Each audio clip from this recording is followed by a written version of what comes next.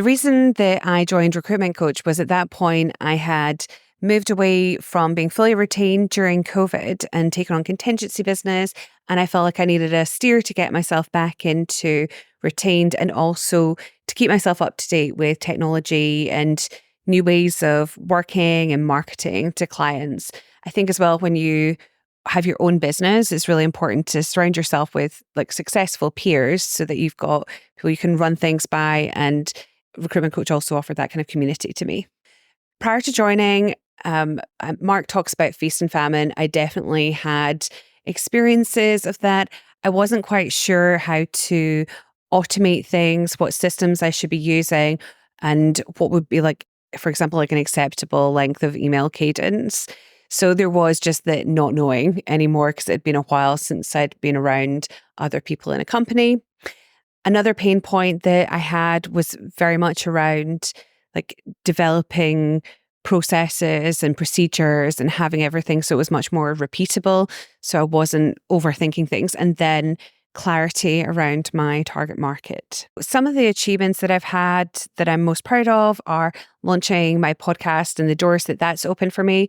I don't think that I would have had the confidence or like that would even have been on my radar as something that I would have done when I started with Recruitment Coach. But now, like even today, I've had another CEO message me on LinkedIn saying they want to be on it and they would be a prospect, which is like amazing because I'm going to have all those really detailed conversations with them in the lead up to it and have a very warm relationship that produces something that then makes me a better recruitment partner for them because I have meaningful content about their business.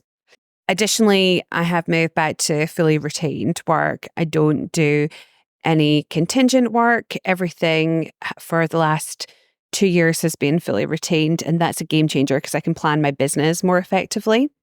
And then I've had growth in revenue. So last year, I only worked part-time for most of the year, but I was still able to grow my revenue 50% on the previous year. Yeah, it's definitely helped me build authority in my community. So people now see me as a much more of a go-to person.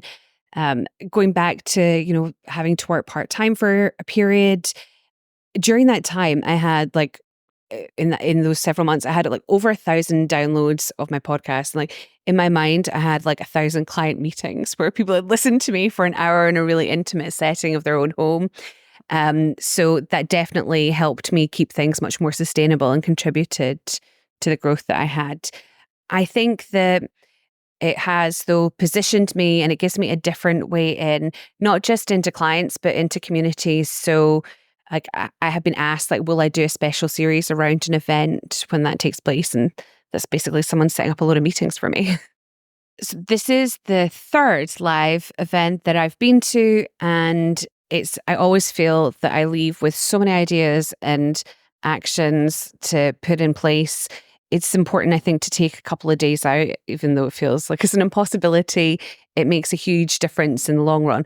But I really enjoy meeting everyone that I have seen on all the Zoom calls throughout the year, and it cements those relationships. So, there's people who you can just like drop a quick message to here and there if you need help with something, or they've got something that you need, and creates a really valuable community and strengthens those relationships.